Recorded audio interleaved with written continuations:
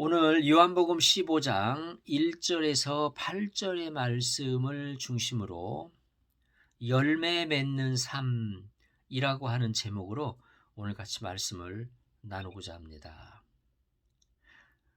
1절에 보니까 내가 참 포도나무요 내 아버지는 그 농부라.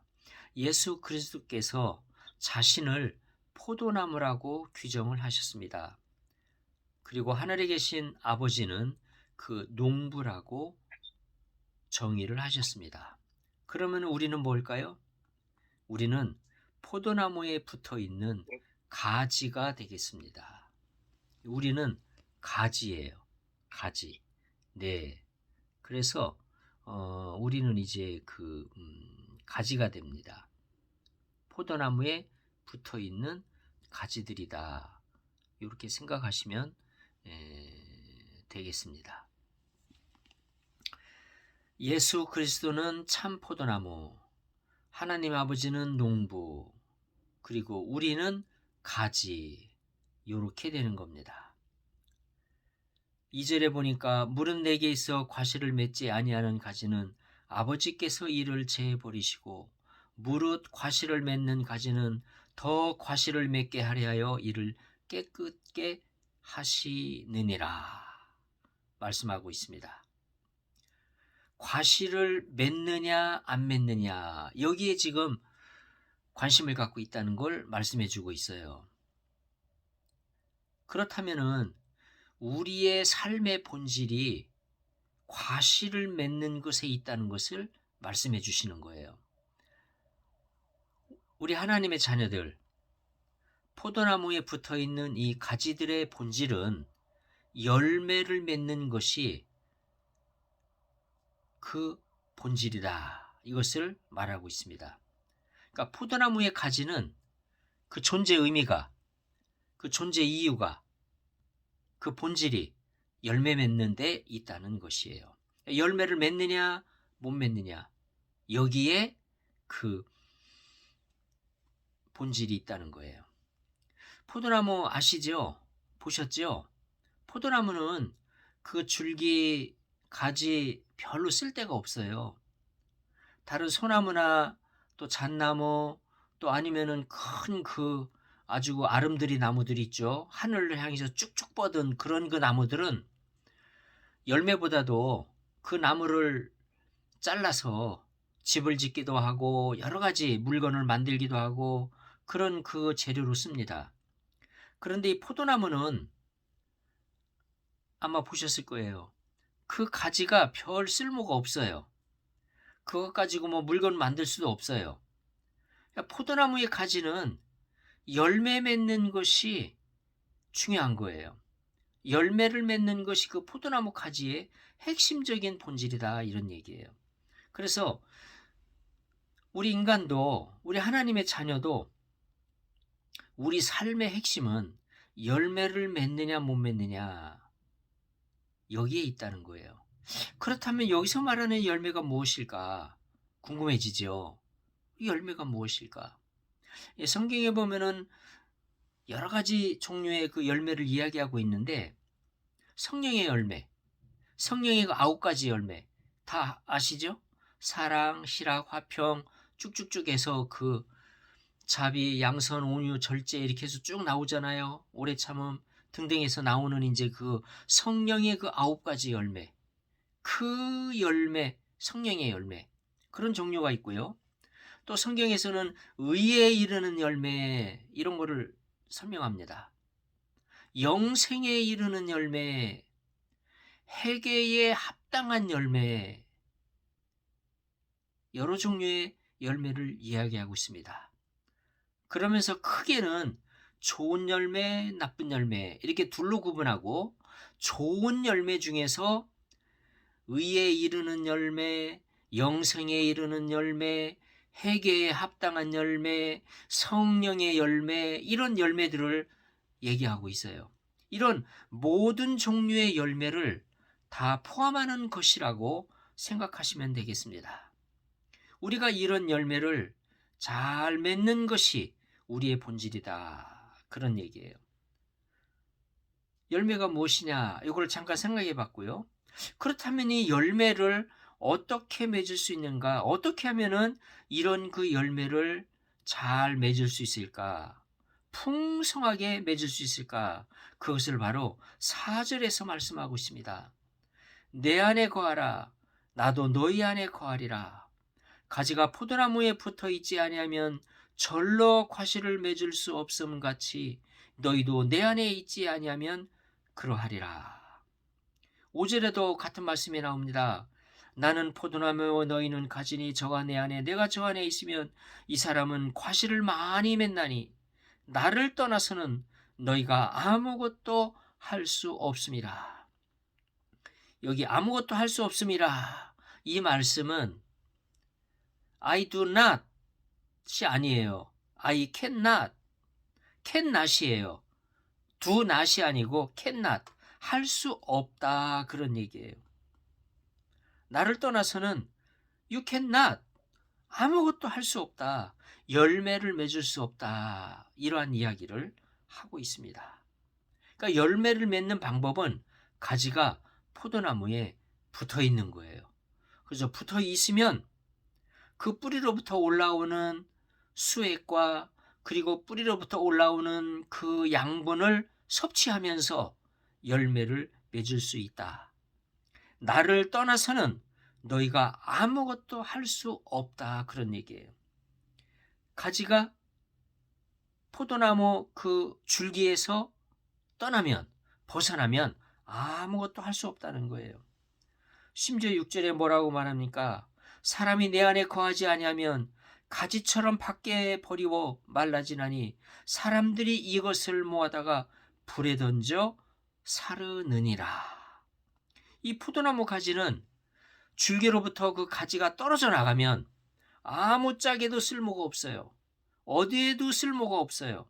그래서 사람들이 이것을 모아다가 불에 던져 사른다는 거예요. 그냥 불쏘시개밖에 안 된다는 거예요.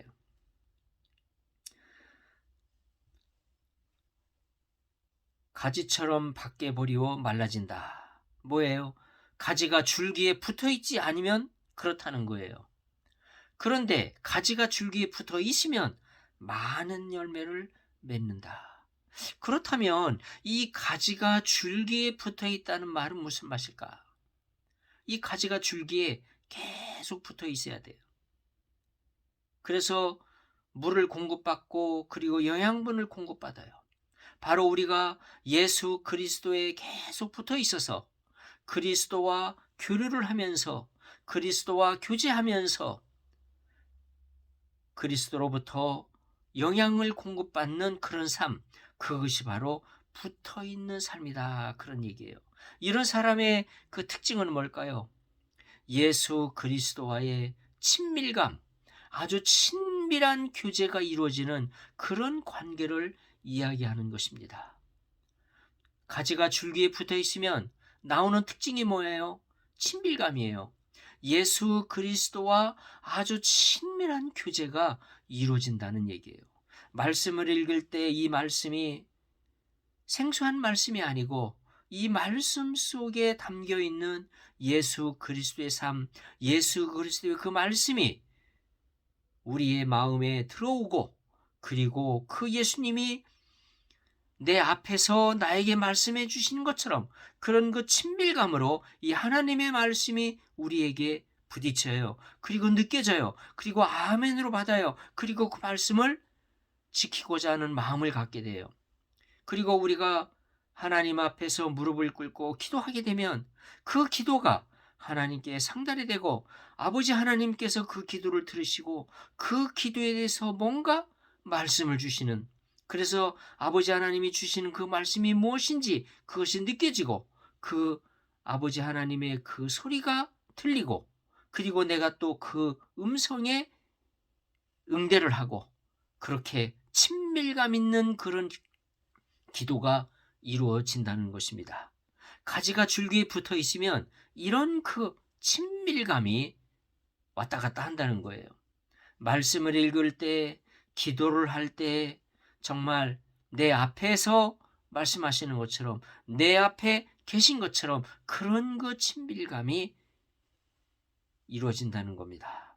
이것이 바로 가지가 줄기에 붙어 있다는 그런 어, 결과이겠죠. 가지가 줄기에 붙어 있다 하는 말의 의미는 바로 예수 그리스도와 또 하나님과 그런 친밀한 교제가 이루어지는데, 말씀을 통해서, 기도를 통해서 그러한 친밀한 교제가 이루어지게 된다는 것입니다.